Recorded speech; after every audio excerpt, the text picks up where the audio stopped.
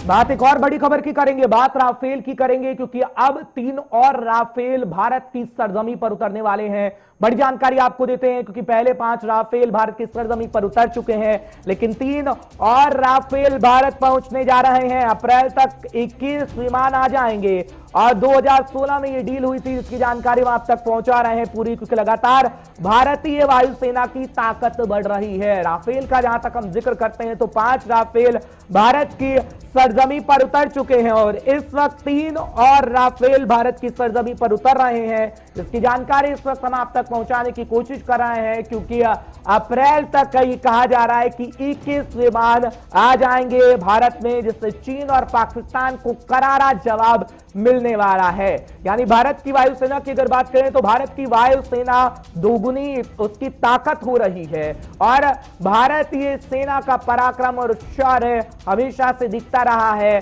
और लद्दाख की जहां तक हम बात करते हैं तो लद्दाख में इस वक्त वायुसेना चीन पर पूरी नजर रखे हुए है और वायुसेना की ताकत और बढ़ रही है, जिसकी जानकारी हम आप तक इस वक्त पहुंचा रहे हैं। अनुपम तिवारी साहब हमारे साथ रक्षा विशेषज्ञ जुड़ रहे हैं, तमाम बातचीत हम उनसे करेंगे। तिवारी साहब बहुत बहुत शुक्रिया सबसे पहले हमारे साथ फोन लाइन पर जुड़ने के लिए। अगर बात हम राफेल की करें, क्योंकि 5 राफेल पहले ही भारतीय सरजमी पर उतर चुके हैं, लेकिन 3 की अगर बात करें तो 3 आज भारतीय सरजमी पर उतर रहे हैं। कितना घातक साबित होगा चीन और पाकिस्तान के लिए, क्योंकि चीन और पाकिस्तान को अब कहीं ना कहीं ये समझ में आने लगा है कि भारत की जो वायुसेना की ताकत बढ़ रही है वो घातक साबित हो सकती है दोनों दुश्मन देशों के लिए।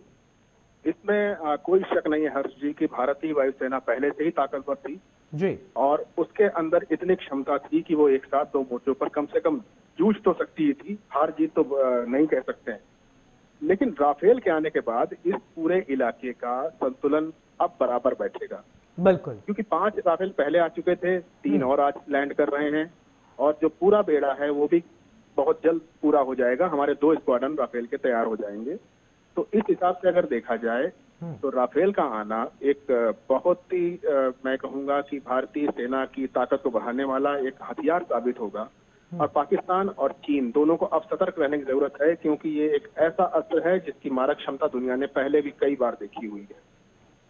बिल्कुल। और बात करें इस वक्त पाकिस्तान की, तो पाकिस्तान की तरफ से तो बकायदा बयान आ चुका है कि भारतीय वायुसेना कितनी ताकतवर है। जब अभिनंदन वहां पहुंचे थे तो किस तरीके से अभिनंदन को भारत में वापस भेजा गया, ये तो पाकिस्तान के कुछ संसद के अंदर मंत्री साहब कह रहे हैं और मंत्री साहब के खिलाफ भी कार्रवाई की बात इस वक्त पाकिस्तान से सामने आ रही है, क्योंकि सच्चाई बोली है, कड़वी तो लगी है इमरान खान साहब को। जी बिल्कुल सही कह रहे हैं। पाकिस्तान को एक ना एक दिन ये स्वीकार करना ही था। अब वहां के संसद में ही ये चीज स्वीकार कर ली गई, ये बहुत ही एक अच्छी चीज है। तो इमरान खान की रातों की नींद उड़ना स्वाभाविक है। इमरान खान की ही नहीं, आईएसआई की और पाकिस्तान मिलिट्री की भी रातों की नींद उड़ना स्वाभाविक है, क्योंकि इंडियन एयरफोर्स की माइट को, इंडियन एयरफोर्स के शौर्य को उन्होंने कई बार देखा है, चाहे 71 के युद्ध हो, 65 के युद्ध हो, कारगिल वार हो, या फिर लेटेस्ट में अगर हम देखें तो बालाकोट की घटना हो या हमारे विंग कमांडर अभिनंदन का शौर्य हो। इंडियन एयरफोर्स ने बार बार उनको ये चीज दिखाई है कि जब जिस समय भारतीय वायुसेना आसमान पे होती है, उनके सामने किसी भी दुश्मन की कोई बिसात नहीं रहती है। बिल्कुल। और चीन की जहां तक हम बात करते हैं तो चीन भी पूरी तरीके से समझ चुका है कि कितनी वायुसेना की ताकत है, क्योंकि बातचीत का दौर इस पर अनुपम तिवारी साहब चल रहा है। 7वें दौर की बातचीत हो चुकी है, 8वें दौर की बातचीत अब होगी। क्या लगता है, क्या चीन के अकल ठिकाने आ गई है या फिर अकल ठिकाने उसकी और लानी पड़ेगी, क्योंकि ताकत हम थल में भी बढ़ा रहे हैं, नभ में भी बढ़ा रहे हैं और हर जगह भारत की ताकत दोगुनी हो रही है। अगर हम वास्तविकता देखें तो अभी कहना बहुत मुश्किल है कि चीन क्या भारत से अब डरेगा या आगे उसका कदम कैसे होगा या आगे की बैठकों के बाद क्या निर्णय निकलता है। अभी कहना इनके बारे में जल्दबाजी होगी, लेकिन इतना मैं जरूर श्योर हूं कि अगर चीन डरा नहीं होता तो अब तक उसने कोई बड़ा कदम जरूर भारत के खिलाफ उठा लिया होता। ये भारत की आसमान में, जमीन में और समंदर के ऊपर ताकत ही है जो चीन को रोक के रखी हुई है। और चीन इस बार किसी भी हिमाकत करने से पहले 10 बार सोचता है और 10 बार वो अपने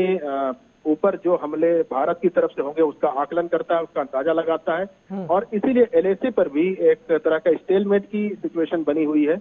और चीन की हिमाकत मैं ये देखता हूं कि चीन अब ज्यादा दिनों तक उस इलाके में टेंशन को बरकरार रखने की स्थिति में नहीं है। सर्दियां आ चुकी हैं और सर्दियां और आगे बढ़ने वाली हैं, तो मुझे लगता है कि चीन अब धीरे धीरे बिल्कुल करके एक आखिरी सवाल भारत इसी के पे लेना रास्ते चाहूंगा, क्योंकि सर्दियों की जहां तक हम बात करते हैं अनुपम तिवारी साहब, आपको पूरी वास्तविकता पता है कि सर्दियों में आखिर किस तरीके से जो चीनी सेना है वो डटी रहती है या फिर पीछे चली जाती है, क्योंकि जो वीडियो सामने आ रहे हैं उसमें डटी नहीं रह सकती चीनी सेना, लेकिन भारत पूरी तरीके से तैयार है और भारतीय सेना का जो शौर्य और पराक्रम है वो हर मौसम में देखने को मिलता है और सर्दियों में भी इस वक्त डटी है हमारी सेना। क्या लगता है, चीन वहीं पर डटा रहेगा या फिर चीन वापस जाएगा हमेशा की तरह, क्योंकि चीन के सैनिक तो रोते हुए वीडियो में नजर आ रहे हैं? हर जी चीन को वापस जाना पड़ेगा और बेहतर यह होगा चीन अपने हिसाब से अपने सुविधा के अनुसार वापस चला जाए तो ज्यादा बेहतर होगा। क्योंकि अगर उनको भारतीय सेना ने वापस भेजना शुरू किया फिर तो उस इलाके में मुझे लगता है अक्साई चीन वाला इलाका भी हमारा हो जाएगा, पीओके का इलाका भी हमारा हो जाएगा और वो सब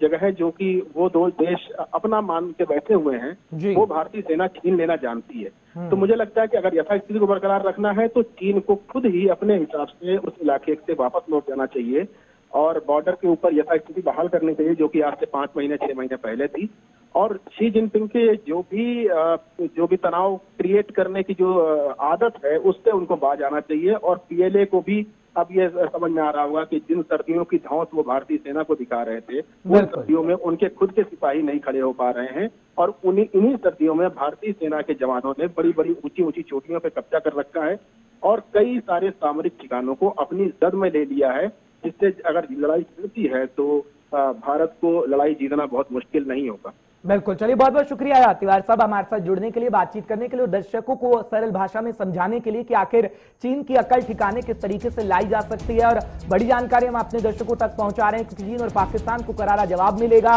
राफेल सरजमी पर उतर रहे हैं भारत के धीरे धीरे, क्योंकि 5 राफेल पहले आए, 3 राफेल फिर उतर रहे हैं और इसी तरीके से 21 राफेल विमान भारत में आने हैं और 2016 में इसकी डील हुई थी, उसकी जानकारी भी हम आप तक पहुंचा रहे हैं, क्योंकि भारतीय वायुसेना की ताकत इतनी शौर्य और पराक्रम की तस्वीरें हम आपको समय समय पर दिखाते रहेंगे।